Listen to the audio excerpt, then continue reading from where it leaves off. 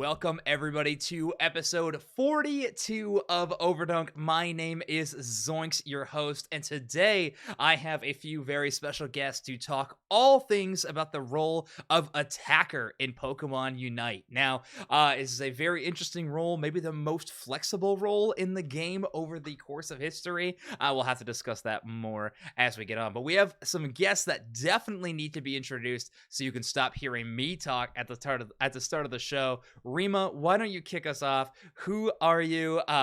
Say your name, how long you've been playing, and then how people might know you. Hello, my name is Rima. I'm mostly known as a content creator. I stream on Twitch, and I've been playing the game since 1 week into launch, I think. Cool. Yeah, you've been around for a while. I've been around. Sure. Good. And if you're watching visually, by the way, because of capturing Rima's VTuber model, we just have two windows with her on either side of my head. But just so you know, when Rima's talking, it'll be this one. Next up, why don't you introduce yourself, Otter? Hi, my name's Otter VGC. I stream on Twitch. I'm on Twitter. I peaked during the Japanese beta, probably. Played on full send, All flipped a few downhill. birds. I still play now. Sick. Yeah, no, we got to watch you win our Unite Mice tournament last evening, which was really, really fun to watch. So you definitely have not peaked then. That was obviously the peak.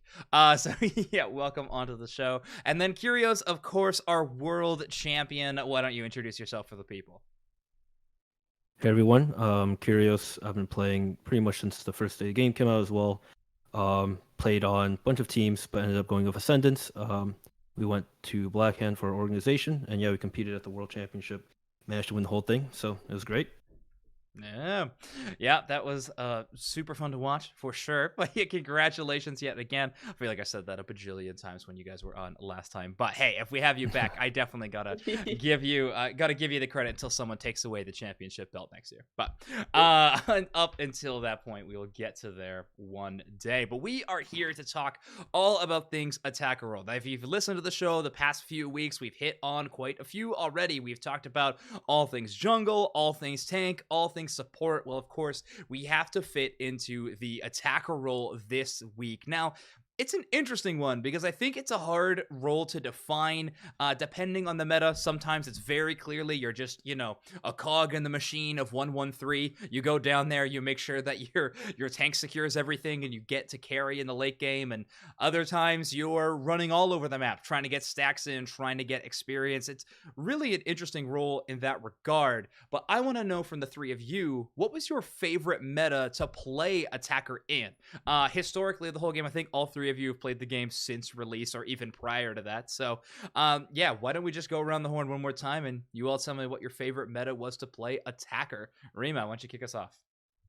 Yeah, definitely this one. I think finally attacker is relevant. Well, it was before, but you had to kind of work harder for it, and it's a mage meta, and you're kind of like unlocked from the bottom lane for once. You have more options as to where you're gonna go and when you're gonna roam around the map, when you're gonna rotate. There's like 8 minutes bee skirmish. I love that part of the game. I think that's one of the most like fun parts early game. Yeah, You're like kind of always on your toes. Yeah.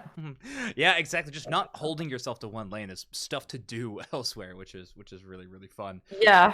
Yeah. I remember there was a time where it was just like a 1v1 mirror matchup bot lane forever where you just farmed. Yeah, that meta seemed to last a long time. Kyriaos, how about you? What was your favorite meta to play attacker in? Might sound a little biased, but I think the Worlds patch was actually the best. Ooh. I think that was the patch where you could kind of play anything in bot lane. I mean, of course, we know like the slots of like Hoopa and Blissey were pretty locked in during that patch, but right. I think what that also meant was that you could play a variety of things, not just like in bot lane, but also in the jungle. I feel like the jungle meta during Worlds could have been a lot more interesting. I think like teams like Renaissance showed like a really nice variety of junglers, and they place really well. Yeah. So it's clearly not just like everybody else just Dragonite, but I think that as a whole with Hoopa and Blissey kind of enabling a lot of different characters allowed you to play like Machamp bot, Aegis / bot. You could pull out the Venusaur, you could pull out the Trevenant, anything like that. You Yeah. could pull out like many different Pokemon in bot lane. So I thought that was the most interesting. That's cool. Is that kind of what draws you to this attacker role that you play in? Do you like having options to play each game, or are you more the type that's like, I want to find one Pokemon, I want to master that, and then I'll move on to the next one? Definitely flexibility is more interesting, just because Okay. like there's no way to know everything in the game unless you play everything. Right. And that's how you kind of figure out what's good and what's bad and how you feel like on different Pokemon. So Yeah, that makes a lot of sense to me. Otter, how about you? What was your favorite meta to play the attacker role in? I might have to agree with Rima. I might have to say right now because Cool. bot lane, you have the best character in the entire roster. Yep. And you have more XP for the first time ever, probably, than any other role on the map. Yeah. So you just have infinite agency, but It's there's strong. definitely a downside in to being stuck on one character. And Kyriaos is right. Like it used to be like very recently, it was very flexible where you could actually play anything. Mm-hmm. But at least like now you know you're always picking the right thing into Yeah. every matchup. It's just about playing it better, which I kind of like. I'm probably more of a fan of that style. Just play Sure. it better. But I Yeah. do also like busting out something kind of like creative or off meta. Mm-hmm. It really seems that this is actually more of an esports wide style thing, or any competitive video game. Doesn't even have to be the competitive scene, but just you kind of have two camps of people: those that really like just seeing variety every single time they tune into their favorite streamer or favorite teams and watch them play, and then you have the other camp, which is like, I want to see meta refinement. I want to see, I want to see the tank diff. I want to see the attacker diff. There's two players playing the same Pokemon, but just who has the better skill expression on the day. It's interesting to see how attacker really showcases that in meta to meta. Rima, you talked about this when I asked you about what your favorite meta was. You were talking about the impact that the attacking role has on the game right now. You're saying it's really large. Otter, you also mentioned you're getting a ton of experience in this meta this time around, becoming a very, very powerful part of any team fight or objective fights for sure. Rima, do you think that like right now in this meta, attacker is like the most relevant Pokemon? Do you feel like you're the make it or break it kind of role for your team? I think the last two metas were when the all-rounders were really in, that Mm-hmm. you could also be like the secondary or maybe even the main carry, depending on how the game went in a team. But now you're definitely still kind of, no matter how the game plays, the secondary carry or the primary one. So yeah, Okay. it's definitely very impactful right now. Muse is super strong and super like versatile. Gotcha. Otto, you were just talking about that. Do you agree with Rima? Do you think this meta right now that attacker has some of the most impact on the game out of all the roles? Yeah, I probably. I mean, it's close with like Mr. Mime. Okay. Oh yeah, But true. I you forgot get to about be him. you get to do whatever you want. You can be the nomad and then like be like at 7 minutes, for example, you can be anywhere on the map. You can be in your jungle, like while your team is stalling on both sides. You can do top objective, bot objective. You can be invading the enemy jungle. You can be wherever you want. And then if you show up with your team, you're the one that's going to be pocketed. You're the one who's probably going to be making the calls because you have the most agency in the fights. And I've always kind of had the belief that when I know I have a very low agency character in a meta, like I'm not talking. I'm following my Mhm. team's calls because they have a better gauge on like what's the right play to do, what's a good fight to go for. Sure. But right now I know I'm doing like a lot of yapping because because I do understand the map. I do understand like what my character can do. Yeah. Uh, so that's what I do. Well, that's fantastic. I think your team is going to be appreciating your calling for sure, for sure.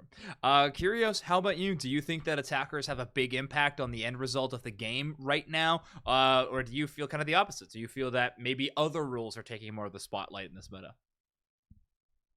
I have to agree. I think attackers second maybe influential. I think jungle's so really good, but yeah, attackers very close. If not ahead, as like probably the most influential role in the game. I Okay. think Mew. We all know how good Mew is, but I Mhm. think there's also like different combinations of Pokemon you can play in like the tank and support role. I think those two roles are also pretty flexible now after the patch. Yeah. I think you put in Mime somewhere, but you could go like Wigglytuff, you could go Blissey, you could go Hoopa, you can go a bunch of different picks. And with these different kind of picks, you can combine a lot of different things. I think Espeon is something that's worth talking about. I think Delphox is worth something talking about. I think some other Pokemon are good in combination, but like standalone, Mew is like far and away the best. Okay. But yeah, I mean, all these kind of Pokemon can be played really aggressively and just do a ton of damage. So yeah, it's pretty solid.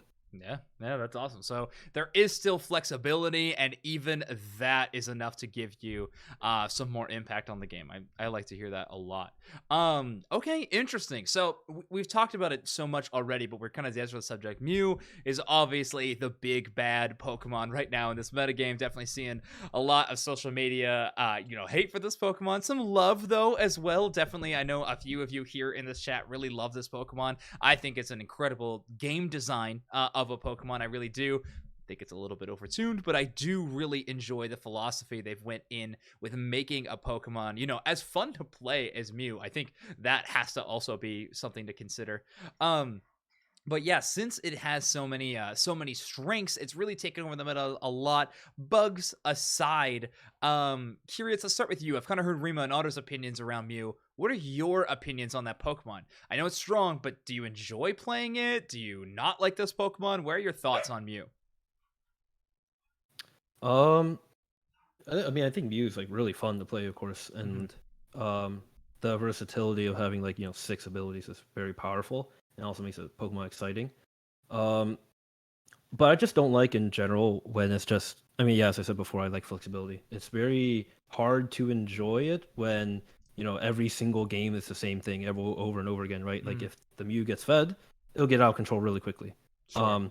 And I'm sure you can try to outplay it and kind of try to get ahead of the other Mew when you're facing it, but there's going to be a lot of situations, especially in MOBAs and in Pokemon Unite, where Mew picks up a comeback XP kill and they're level 14 jungler. Suddenly Mew's level 13 and you're stuck level 11. Something like that can just easily happen in these kind of games. So when it comes like that, and especially when you play against really good Mews, like when you play against Otter or something, if he gets ahead, it's pretty unstoppable. Mirror matchup every single game. If you get ahead and he's good, then what can you do really? So yeah, I mean that's probably just my preference. So as in the mirror every single time, every single game, just knowing that I'm going to be playing a mirror is not the most enjoyable.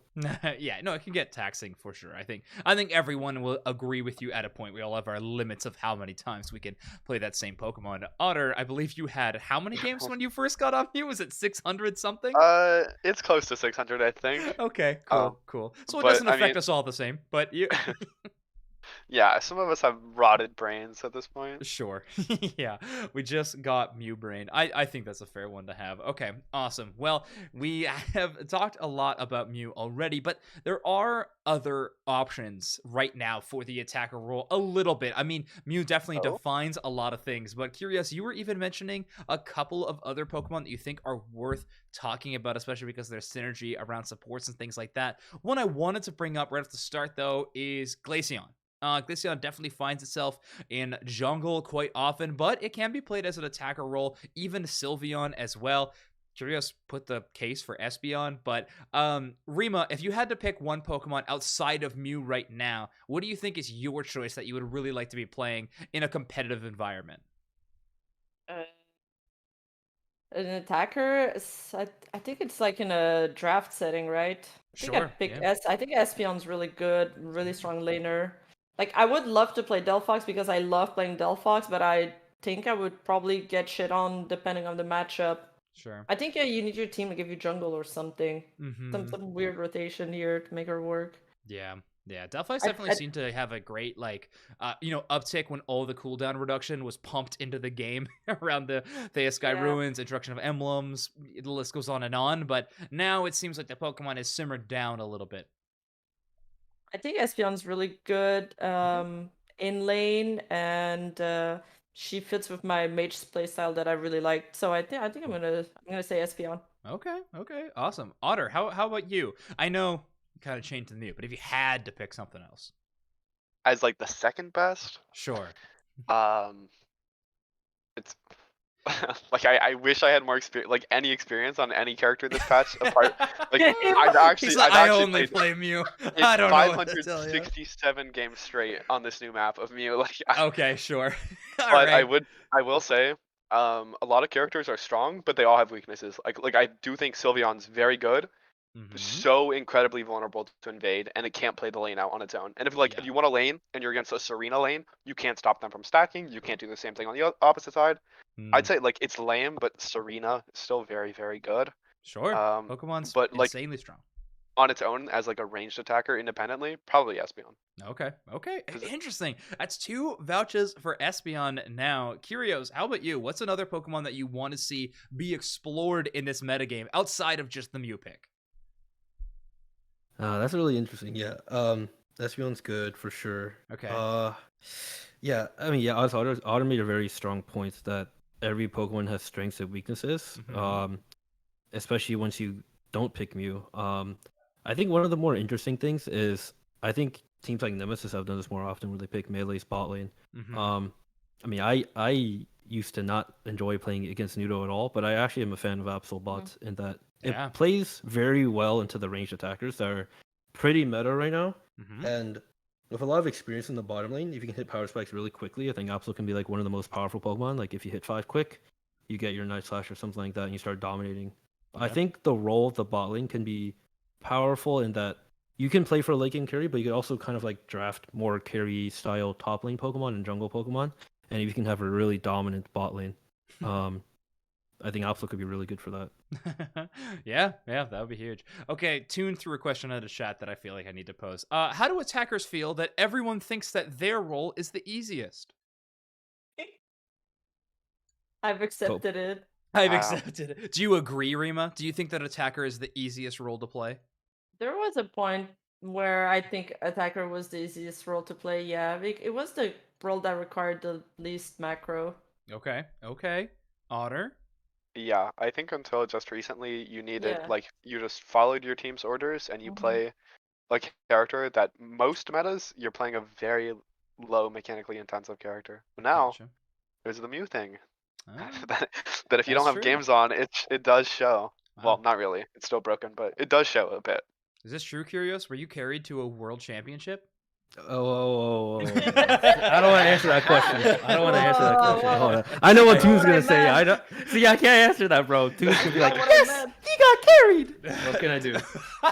That's a great Tune By impression. that Wow. point, by that point, attacker, you were playing all the rounders, all rounders meta. I mean, yeah, I think, all rounders usually. I mean, most all rounders were pretty simple in that World's patch. I think right now, Press Cross Chop, you steal Zapdos, you win. GG. Yeah. it was calculated. Yeah, absolutely. Well, I mean, yeah, this patch. I think this patch is interesting because a lot of the carry Pokemon can be played in the bottom lane, and usually have to have pretty good mechanics like Master Mew, Master the Espeon, Master like the Delphox. These kind of popular picks usually require like decently difficult mechanics to like pull off of their max potential. But I mean, yeah, if we're talking about historically, if we have to like look at the roles throughout the entire game, attacker's the easiest for sure. Okay, interesting. All right, well, I definitely thought you guys were going to defend yourselves a little bit more. You just sort of accepted the Tune slander, but I suppose that's going to happen. Let's jump into some more, general questions around the role. Maybe that people who are wanting to become more competitive in the game of Unite might start asking you. But what is one thing that you see a lot of players do on the attacker role that you just think is outright wrong? What is something that players are doing wrong right now? Otter, what is it? Not buying Mew. Okay, great. Yep. Yeah. Sinful. Not playing me, you're trolling. You're not playing No. me. My honest answer would be, if your jungler is doing something, do not hesitate to steal their jungle, like at all. Okay. 5 stacks, so especially solo queue there, but even in 5 stacks or any type of stack, take the jungle. Like there's too much to be doing on the map. If you're not doing anything, if you're sitting back like bot lane while stand still, like no one's trying to do the bot Reggie. If you're getting the jungle, you're actually getting so much value on the map. But a lot of the times, people just stare or start an objective for no reason. Okay, got it. He'll steal junk. Makes a lot of sense. Hey, not stealing. It's sharing is caring. Whatever. Rima, what is one thing that attacker players are doing wrong right now? Well, I think one thing that I see people not do enough is move and rotate. Like you can pressure the enemy like bottom buff a lot during the Okay. laning phase. If you just disappear out of vision for a few seconds, you can see if you can get a snipe on it, or you can just look for a roam. You gotta like make those quick decisions, being like, if I move right now, what I'm gonna get from my roam, is it gonna be more than the XP that I get in lane from staying and farming? And sometimes it's worth like a good player will find ways to get value out of those rotations, Yeah. or they'll stay in lane if that's the right play to do. Yeah, that's the tough part too, right? Is because you're playing a very powerful role that has, you have big amount of burst damage capable, but of course your movement speed is great as well. But you're, the glass cannon of the role, or at least that's what most people have in their minds as the idea of the attacker role. So everything you're doing is a great play if it works out, but you have really good players. I think, like you were mentioning, are great at calculating that risk reward. Understanding that if I go in here, I can get a ton of experience, and I should be able to get out if I play well enough. So, I think that is a great call out. Kyriaos, how about you? What is one thing that attacker players are doing wrong right now? Kind of in the same vein. It's definitely people kind of stand around and just don't do much, or they Okay. don't think proactively about like what they could be doing. Hmm. I mean, sometimes it's like sure you have to play defensive, but I think so many times it's like if you are weak, you should go for their jungle or something like that, or you could go for your jungle as well, or you need to pick up farm. If people kind of stand around, I've seen a lot of people just be like level 10, level 11 on Mew. Like, how can you be level 10 or 11 on that character at like Rayquaza fight, right? It's like that should not be possible. That's You a better to way. That's a get better you- way to word what I said. World we- champ, it's fine. yeah, but, like we need to get a lot more EXP on the attacker. Like once it comes to the Rayquaza in this patch, I think you're playing a lot of carry Pokemon. You have to play a little more selfish. You gotta like try to get that experience on you whenever Okay. you can. Yeah. And I think it's a little different now, just because like, yeah, you're always kind of the strongest Pokemon, or maybe the second strongest Pokemon in the game. Yeah. When it comes to that Rayquaza fight, so it's really important that you're strong. You have the necessary setup for yourself. You have a bot outer pad to play on. All these kind of things. Like make sure that you tell your team that you want this to happen. To get yourself good setup. Cool. That was like 10 different incredibly good pieces of advice all in one sentence. That was amazing. Bot pad up, play defensively there. Make sure you're strong enough as that Ray fight. That was amazing. Otter, No, what were I you mean gonna say? it's all like combined. It's all Mhm. it all does make sense because it leads to the consequence of you being underleveled and stuff. Hmm. And that's something I said Rima and I talked about before you got here, Kyriaos, is that if you're not level 13 on Mew, you're gonna lose the game. Like probably like you're infinitely more likely to lose the game, Yeah. in my It's opinion. much harder. Yeah. Yeah, I've run the numbers than Otter started. It is infinitely more likely to lose the Actually- game. It is actually- bad. Run the It numbers. is rad. At It is least not good. infinite. At least infinite, I should say. Exactly. Yeah. That's so interesting too. And when we had our support episode on this podcast, Inder was talking a lot about how the roles, especially between jungle and attacker, have sort of faded a little bit. They're not as clear cut anymore, right? Especially because you're not locked down to a single lane. It's kind of become two carries and then the supportive players around them, and those roles are also kind of getting blended a little bit too. But you sort of have roam, two carries, so the attacker fitting that second carry role, I think, more defines it in this metagame a little bit more, if I'm making a judgment call on it. But that being said, my next question, we talked about what are players doing wrong. What is something that the three of you see? All of you are incredible attacker players, renowned in the community. What is something that if you see another player do that instantly puts a little check mark in your head of that player is a good attacker player? It's just something they do. Maybe it's a small little habit. Maybe it's a macro decision they always make, or even a skill expression they do in game. What is it for you that it is an immediate that is a good player? Otter, how about you? Probably camping the right bushes and just like, Ooh. especially like late game, the way that the vision works now around the central area is if you know positioning and vision in the late game, Mhm. that's one of the most important things, because that is what most good players use to capitalize on like bad players or like nearly skilled players. Like that is typically, I think that is typically the edge. If you're like evenly leveled, it's just about positioning and vision in the late game. So Cool. I know I typically Mhm. over aggress in these positions, and sometimes I'll get punished because there's a player that I don't respect enough, Mhm. and they'll catch me off guard because they predict me. They know what I'm doing, and then it feels like I slept on somebody, and that they definitely earned like more respect than I should have given them. They're humble too. Sheesh. Okay. Otter joining with some great advice as well to back it up. Kyriaos, how about you? What is one thing that is that immediate that player is a good player for you? Yeah.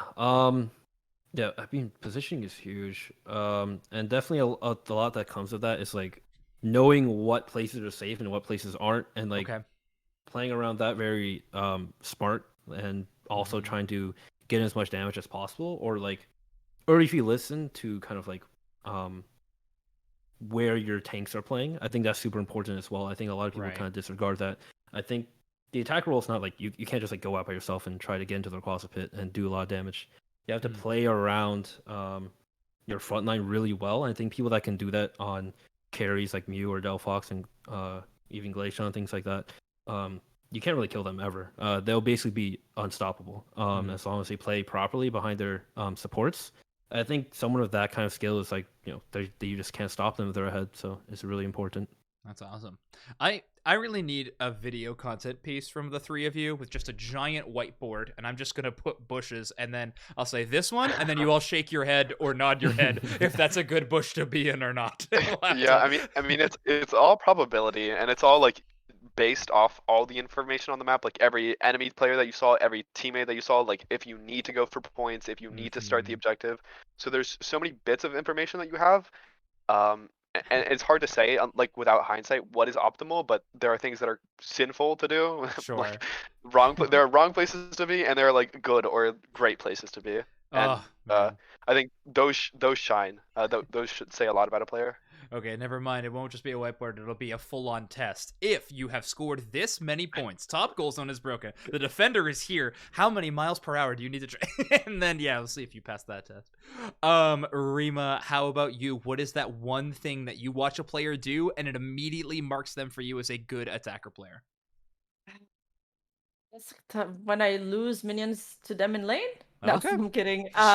Lucy, I yes, know. it counts. I mean, it's a really hard question. I think the 2 points that Otter and Kyriaos mentioned are really good. So I think I'm gonna go for something like broader for me. Like when I get impressed by another player is when I feel like they haven't got a lot of resources during the game, but they still manage to be really impactful during team fights, or they still manage to pump out the damage. So I think players like that will always find a way to come back from a losing game or getting a pick on a high level target and getting the XP come back from that. I think that's really valuable to have a player like that on your team. Yeah, for sure. Especially in this metagame, if you can come back from a deficit, it is not an easy thing to do. So that is pretty huge. Okay, awesome. Before we get into our next category, I gotta ask this last question: do the three of you have any hot takes on the attacker role? The defender one was a little wild. Supports one was a bit more reserved. How about attackers? What are our hottest takes on this role? Anybody can go. It's cut and dry for me. But Sure. if I was gonna say anything, just play like Mew and play it better. That's fine. That's that's it. But if I was gonna say anything, like off the top of my head, every time I was telling the people that I play with yesterday that Ninetales is good. Oh, okay. Someone started giggling every time I brought it up. Every time I mentioned it. So I guess it's a hot take. What do you think makes A9 good?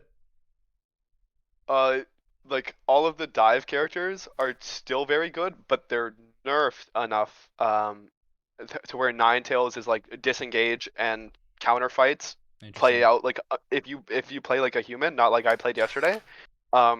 They play out like amazingly, and it's a character that if you can have, especially like jungle being nerfed, if you like the character doesn't need many resources. Like you don't even need 13, but it's a luxury on Ninetales, which means you can just actually get your carries as strong as they should have been. Like you can get a level 14, 15 jungler. Okay. I think that's a decent amount of vouch for it. Any hot takes from either Rima or Kyriaos?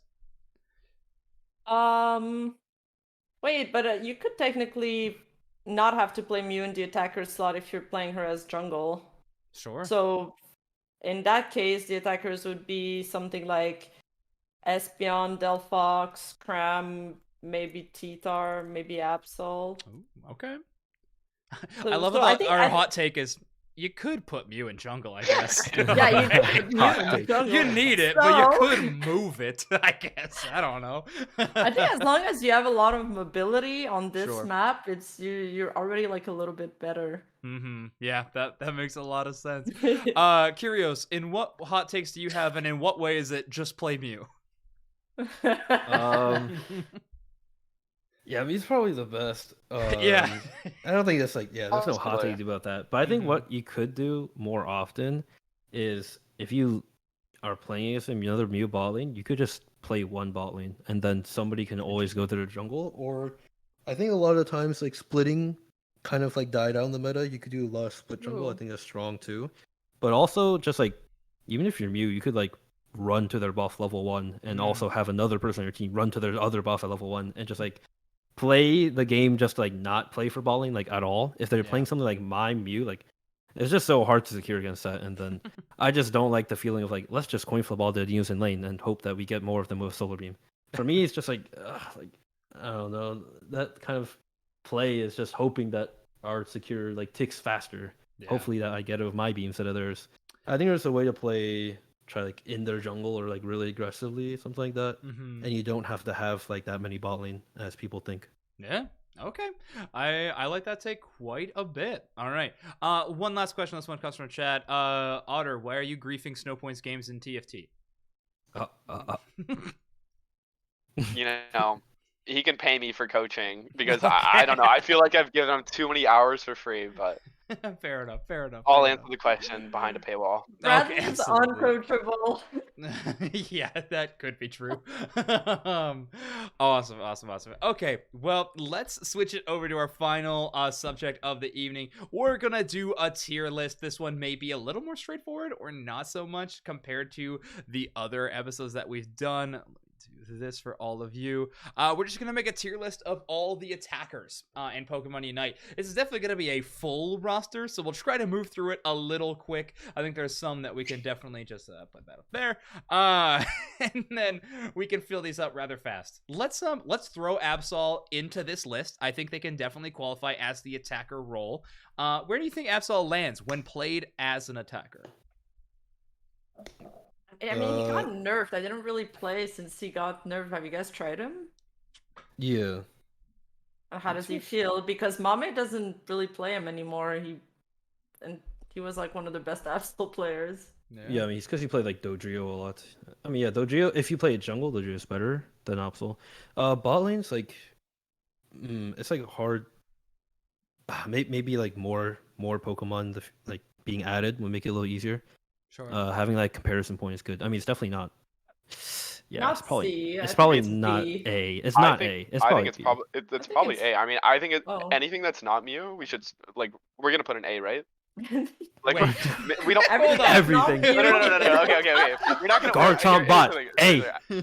I meant that we're not gonna leave like 10 ranks just for fun, like between them, right? Like we can fill up Yeah. A, even though we know that it's a much bigger gap between S and A to A.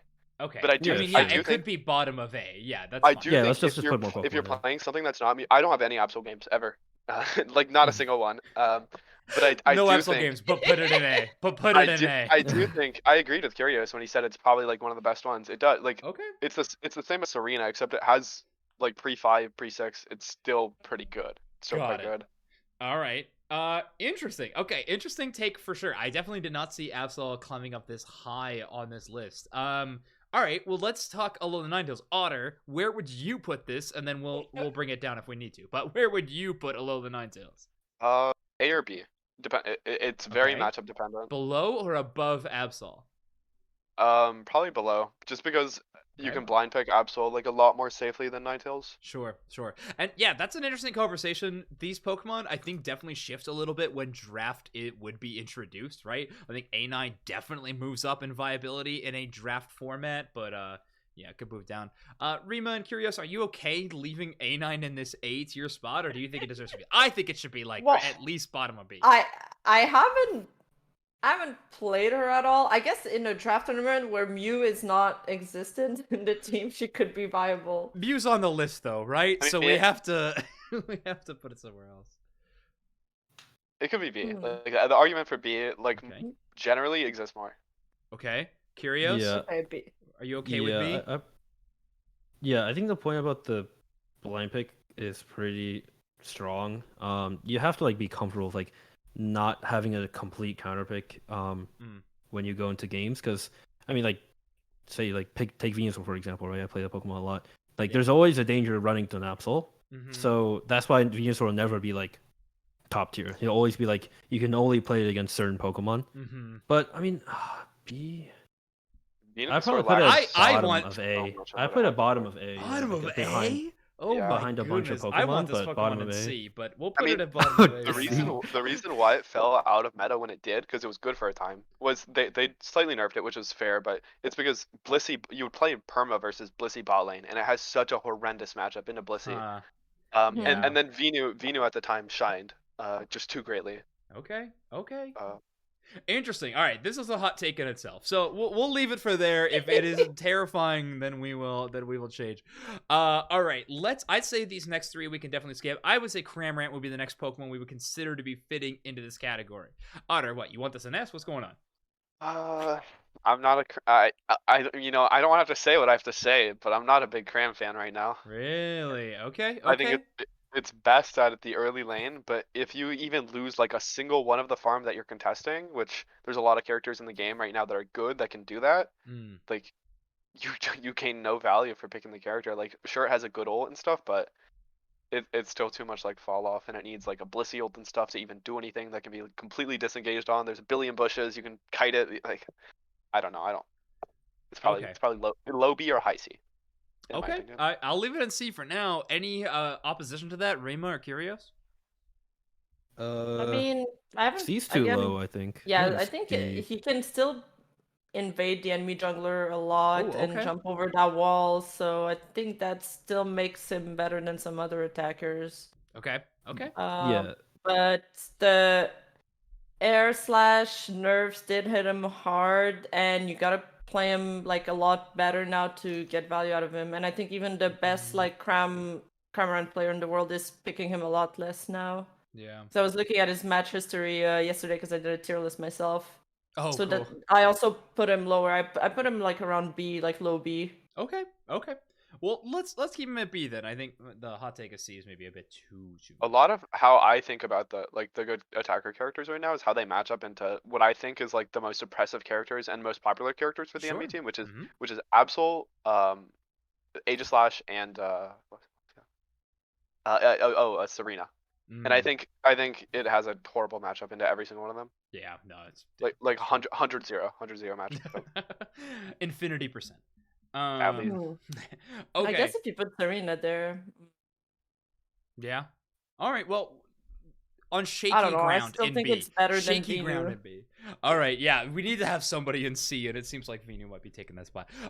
Okay, let's talk about Espeon because I have a request from my Zug in chat to do it. Where do we think this Pokemon is? I heard a lot of Espeon believers in our chat earlier about these Pokemon. Do you think it's good enough to be above Absol? I think it's better than Ninetale, and it's almost equivalent to Absol. Wow. I think it's fair there, like a blind pick. Okay. Kyriaos, talk to me about Espeon. Espeon is it's like the best game. It's the best Pokemon in the game, level 4. And I think that's a very important thing to keep in mind because I think the bot lane is really fixated on trying to get a very solid laning phase. I think when you have a level 8 ultimate as well, it makes it very, very important to try to get like levels on it. And it's really easy to do that on Espeon. Like, you can't do it on like Glaceon bot, you can't do it on like the Gardevoir bot lane, things like that. But you can do it very easily on the Glaceon. It only has one evolution, and even though it's like his ult is like not the greatest, but I think it can still easily win a Regieleki fight. I think it put it above Absol. I think it's better. Ooh. I think the last hit in the laning phase is so powerful, and the fact that you get so much EXP out of bot lane now that it becomes really, really broken if you can just get every single last hit. Just imagine you play bot lane and you don't get a single creep when that's when hits 4. Wow. You can't play, right? You literally can't do anything.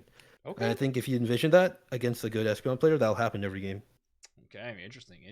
All right, so Espeon definitely winning a little bit more in this conversation. Otter, I also have a lot of pitchforks and torches in my chat saying that you're a liar. And what are your real opinions on Espeon? I mean, I meant, I meant what I said. I think Sug's being a little exaggerative. I like all the cats, and I did say that I think it's the best cat. Okay. Next Pokemon. We're moving on. We're not talking about this one as a dog. Snorlax? Clearly. Oh no. Okay.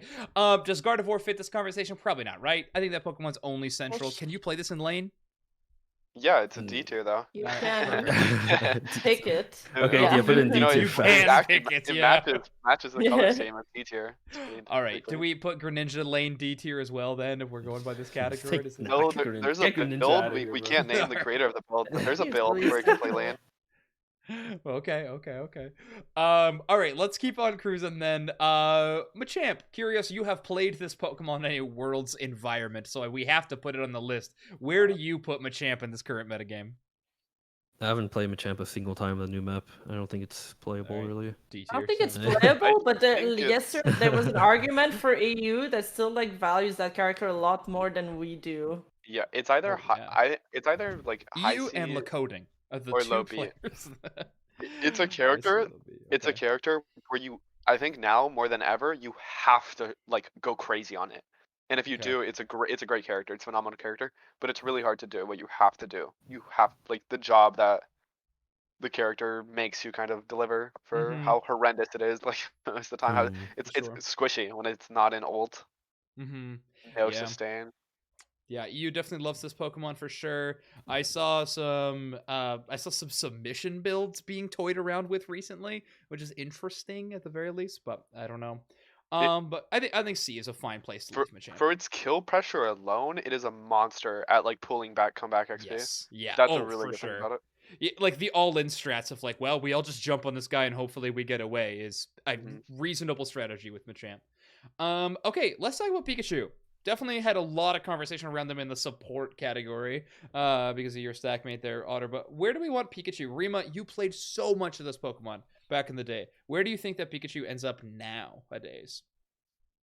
I think he's in B because he has a really Wow. hard time farming versus Mew, and the laning phase is almost unplayable. But with Pikachu, you can always get a pick with your ults throughout the game, so you can always get a high value pick for your team with your ultimate and your CC with Volt Tackle. Okay. So it's more like a utility pick now, less For than sure. like I a was power gonna pick. I was gonna say, I see this character. I see its movesets. The only good character is the one that makes you. The only good moveset is the one that makes you die. So I think it is like volt tackling and electro balling. You're gonna die, but you're gonna get a lot of value out of it, and it makes more sense to be the support. So just being at the bottom of the XP of your entire Otter, team. I don't know if you gotta unplug or replug in your mic, but you went full robot there on me. Did Oh, I'm anybody else sorry. hear that? It might be my It internet. sounded good to me. I think. Yeah, it sounds Oh, good to me. Cool. No, you're good. Totally. It's just my end. That's Okay, awesome. sorry. But I was Well, just saying. I think making him put the XP share is nice because you can give the last. Actually, Just died. no, sorry about that. My Discord Oh. was going wild. I don't know if it's gonna make the podcast on table, so I just left and rejoined. How are we sounding now? That's good. It sounds good to me. Ooh, it's still bad on my end. I don't know why. Okay, no problem. We'll figure that out. Or it's just full blind pick. Because if it's full blind, I mean, I don't know. But I just think he's good into Absol. the character has really great utility. Good and. It's back and forth. It's like whoever sees the other one first. If the Pikachu sees the Absol first, then the Absol will die. But if the Absol sees the Pika first, the Pika will die. Its utility comes from trading 1-for-1. So instead of it should never be the character that has the most amount of XP, which like the attack roll right now has. So it makes so much more sense to be a support. Well, I think a comp where Pikachu would be the attacker, you wouldn't make him like one of the main carry. You'd have some top laner you want to feed or a jungler you want to feed. Yeah, Again. Maybe, but at the same time, it's like it's super squishy, and you have to go in with your move. It's like you would rather play like a tank bot lane instead of Pikachu if you want to play like that, in my opinion. But I think like the main issue, I mean, you already said it already, so I don't know. I would just put a bunch of Pokemon between Cram and Pikachu. Yeah, I and think the then gap move them between around. Cram. Yeah, I think the gap between Cram and Pikachu is like 3 Pokemon or something like that. Like that, I think that'll be a fine decision. Cool. Okay. All right. Pikachu remains B. Yeah. Sorry about Can't see that, the chat. tier That list wasn't anymore. good. Yeah. Okay. Who do we think that kind of fits next? Maybe Venusaur. We could throw onto this list next. Yeah, you put have it to in screen D. share your tier list. Yes. Yeah. My bad. Okay. There you go. Okay. Venusaur in D. I hear. Rima, you want it all the way down there? Otter, any I think fight back? it's definitely like significantly better than Gardevoir. It's probably the bot of C though. Okay. Kyriaos, can I put this in You know, I C feel or like do you need Guardy it in plays D? the Bs better, though. I think Venusaur is better than Machamp. Yeah, true. That's a point. I think like you can still. I mean, I have like Mews in the game. I guess you can't touch the Mew as Venusaur, but we're talking more just like like all these Pokemon aren't going to do much to Mew. But we're Yeah. probably we're talking more about like hypothetically it's banned, it's not allowed, Yeah. something like that, or like someone picked it in the draft mode or something like that. Like Mew is like S. Yeah, that's that. Yeah, I think this is a good decision where like Mew is just like S, and then everything else just like whatever. But if we're talking about the context against other Pokemon in the game, then Venusaur's just not like the worst. It would be like if you played against a bunch of all-rounders on the enemy team, like some teams do that. It can be really, really good. But it's very situational as a counter pick, but it can also, struggle a lot against like the Espeon, the Absol. Like top of C, bottom of B. My issue is with Venu is that it loses to the range attackers, but it also loses to the current melees. Like Sword cuts Venu like instantly. The laning's always the hard part for the Venusaur. So a lot of the times in like the old map, you could cover that up with 3 bot lane and kind of just play to punish any melees, or also just go for the last hits against any ranged. You can still make that work, but it's just like not gonna be that effective anymore. Just because like I don't know, you need those power spikes to get that first Regieleki top lane or something like that, mobility, or just like really high burst. Venusaur doesn't really have any of that. It was like okay in the last map because I don't know, like you hit 6 or 7 and then you could just kind of play to be really annoying, live for a long time, and then your top lane, your jungle were like super powerful, like level 9, and then just comes down, kind of dominates the Dreadnought. But I don't know, you don't play for Reggie bot lane that much, so it's like not that valuable. Yeah, that makes a lot of sense. Okay, Venu in C. Unfortunate. I mean, unless any of you really want to move it, but I think all of that was definitely a good argument to leave it down there in C. I think it's worse than Machamp, but you think it's worse than Machamp right now? I think Venu has no strengths, and it needs to be it's a character that needs XP inflation, but right now in this meta, it has actually no strengths. Okay. All right, Rima, we have one vote on either end. Venu above or below Machamp? Well, Machamp has like better secure than Venu in lane already. So I think he's below Machamp. Wow. The champion keeps on moving up. Okay, well, fair enough. Let's jump to our next Pokemon. I think the next most viable Pokemon to talk about is probably Sylveon. I think this Pokemon's probably A tier, right? At the beginning of when they inserted a new map, we were talking about Sylveon, I think with Otter, and we were saying she was one of the worst mons in the game. But now I think she went up a little. Yeah, after this patch, it's a lot better. Yeah, especially since they nerfed the Rayquaza health, I guess. Okay, the burn is back a little bit. I think I would move Ninetales to B and put Sylveon where Ninetales is. That's fair. Yes. Yeah. All of a sudden, our tier list became so much more viable. Like Ninetales out of A. Espeon and Absol are definitely better than Sylveon in just blind pick like versatility. It looked good when you played her, but I don't know if it's because Zagra got all the less hits in lane. No, it's also lane versus a Delphox a lot. We got to play versus favorable team comps, I would say. Like we got to play into a Luca. So what do you think of her strength right now? Insane level 4, but into most teams who like once the Sylveon meta starts to unfold, they'll never get they're never gonna let you get level 4.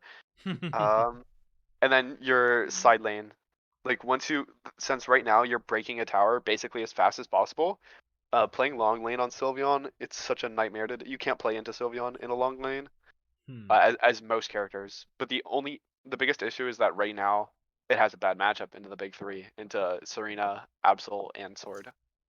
Mhm. It's a really good draft Pokemon. It's not a good blind Pokemon. Interesting. Okay. Kyriaos, any thoughts on Sylveon before we move on to the next Pokemon? No, it's solid. It's level 4's really good. Has a level 8 ult. That makes it pretty viable when you go for that first fight. It can be really annoying to deal with in lane, especially if you're playing a Pokemon that doesn't kind of excel in that laning phase. I mean, a lot of Pokemon do right now, but if you get a matchup, like Otter was saying, and kind of have a good situation, especially with like a team comp, maybe like a Wigglytuff could be really, really good at Sylveon. Something like that is, you can do really well with it for sure. But yeah, picking it and then going into a game against a Mew or like an Absol is not going to be fun, but draft pick could be good. Sure. Okay. Hopium on the draft pick for sure. All right. What do you think is the next Pokemon that we should add into this list here? If we're looking across, I mean, defenders have taken the role a little bit of attackers sometimes. Does Decidueye make this list, or is that a must play in the central area? I mean, Yeet Fan brought this Pokemon to a lot of success. Yeah, we can add a Yeet Fan tier. Yeah. I'm not gonna say where it's gonna be. We have to add it below D. Yeah, I'm not gonna say where it's gonna be. I can't catch strays on no, my I mean, podcast. it's horrible. It's just horrible right now. It's just negative early game is not acceptable. D tier? Probably. Oh. Rima, do you think D tier is true for the bird? As attack, I think there's some arguments to be made about him in the jungle. Like AU really values Decidueye a lot more than we do. Like a lot more. I've had like endless discussions with them, but anyway. But in the attacker role, yeah, it doesn't make sense. Like the enemy team is gonna be pushing in Regieleki into your T2 when you're still trying to evolve or something. Right. Yeah, it can get ridiculous. Okay. Kyriaos, any hopium for Decidueye? I don't really see any hopium for Decidueye. All right, sounds good. It just like literally does not exist until level 7. Yeah. It's irrelevant. And even when you hit level 7, it's like when is their squishy Pokemon sitting in the backline gonna let you arrow them for free? It's like very, very hard. Like, of course you could say like if you just hit every arrow on the squishy target, it's like it's the best Pokemon in the game. There it's you like, go. You play against a good team. That's just it won't ever happen. So even if you get 7 before that first objective, like what are you gonna do? And then it's gonna be really, really hard to hold onto your pads in this meta. And Decidueye is really powerful because when you play around a pad and you're really quick, with that speed zone and you have a lot of healing, you can be pretty hard to kill. But everybody breaks the pads like immediately. So when will you ever have a pad to play around other Quasa? It's like never. Yeah, that's true. That's a good point. Well, the Memorial tier is definitely down in D. Do we think that Dragonite fits the bill to be on this list? Oh, I have not seen him play an attacker role yet. I feel like it's the same as the Decidueye. It's 8 is like no, better. It's gotta be better. It's gotta be like C it's tier, 8. though. Yeah, the Hyper Beam is stronger than the Shackle, but it's like you also don't exist until level 8. Decidueye doesn't exist until level 7. It's like But it has like a fantastic amount of bulk. Yeah, it's tanky when Dragonite's like much more valuable than the Decidueye for sure. I think the inability to juggle the Dragonite stacks is what. Otherwise, this would be like an A tier, like a high B tier. I think that nerf was so bad for this character. The fact that you have to like play in a way that impedes your movement, which like puts you in a lot more dangerous positions on the character. Oh, for It's sure. not what you. It's not what you want for your like inflated character. Okay, got it. So is C tier fine, or should we move it all the way down to D? I think it's not gotten any. It's not gotten any play. It's not seen any play. But I think in theory it's got to be at least decent. Okay. C's fine. Sounds good. Let's hit one of the other melee attackers. If we have Absol on here, I think we have to throw in Serena. I think Serena's still good enough to be A in lane easily. Like maybe better than Espeon. It's better than Sylveon, no doubt. Okay, but better than Espeon and Absol? You can get denied pretty hard. Like you can get denied easier than Absol can. So Okay. Yeah, I think the Sarita, um, I mean, she has the same game plan every game, right? She gets her ult off on your night move on somebody. Yeah. That's worthwhile, and then boom, she kills everyone. But Hmm. if that doesn't happen, it's like, I mean, it's like not the easiest to prevent, especially on this map where there's a ton of pushes. So I think that's why Serena's been pretty effective. Like when we see Serena in like the Worlds patch, there's not many ways for the Serena to get on the carry except like just dashing into the carry and hoping that they don't have some kind of CC immunity or something like that. Okay. But in this meta where there's a ton of bushes and also you can recharge your Unite really quickly, those 2 points make Serena powerful again. if it does get online, it's far closer to Mew than any other character on this list. Wow. Yeah, for sure, it's strong. And do If you have, still like, level play it in 13, the it's so attacker strong. role, or do you think that top path just picks up this Pokemon? I think attacker is probably the best. Like Okay. it became good. It became good top path because the other top characters became useless. Luca. Hmm. But right now, like Azu is a demon. Azu will destroy you. Like Yeah. you can't. Azu's crazy. You cannot just int score top. You're gonna die, and then the Azu is gonna become a monster, and then run the game, just out tempo you. So Yeah, Pokemon's nuts. Okay, let's keep it cruising. So we're getting a little over time now. Yeah. Let's talk about Doraladon. This is kind of a Yeah. sleeper pick. A lot of people like this Pokemon, but a lot of people are sleeping on it, I think. Where does the big old dragon sit? I'm B? snoozing. I'm big snoozing. Oh. I'm snoozing even harder than that. For me, on the tier list that I made, I put him very, very low. But then there was some arguments made that like Rayquaza health got nerfed, Flip is like a little bit better now, and we should move him up a tier. But Right. personally, I would. I think if I went to a game, I'd rather play Doraladon than Cramorant. I think that's where I put him. I think Wow. he's much All the way up in better than B. people give him credit. I mean, like even during like previous patches and things like that, I think Doraladon still had a lot of merit. But I mean, like it didn't have a good matchup to like Dragonite. Didn't have a good matchup to Serena. Didn't have a good matchup to Aegislash. Which is why I don't think it saw much success at Worlds. But I think, I mean, Serena's still solid, but I think Aegislash is easier to play around the Aegislash on this map, and then the Serena, yeah, I mean, you can't do much about Serena, but hopefully you can kind of Dragon Tail her. His damage is still nuts. His Yeah. Cure is really good. Really? I think His D-Pulse ult is solid, but I mean, yeah, you go. Actually, yeah, maybe don't go T-Pulse. Maybe just go Flash D-Pulse Cannon. is so painful. I Yeah, just maybe. think Duraludon has the same problems as Venu does. Weak early, like weak early secure and stuff, and then Yeah. bad matchup into the range characters, and then bad matchup into the relevant melee characters, which is, and then Mime. Just think about like you've never seen this character versus Mime, but just what does Mime do to this character? You don't want to see. Yeah, he has very low mobility. That's And the very problem. his special defense stat is horrible. Like he gets Yeah. destroyed. Yeah, Okay. you'll struggle against those Pokemon, but it's like when you look at like Pikachu or Cramorant, it's like I'm pretty sure the same thing just happens to all those Pokemon at the same time, but Duraludon's actually a hyper carry and those two aren't. But like One of Cramorant, them guarantees value. Like Pika guarantees value when it dies. It's gonna die. That's not the question.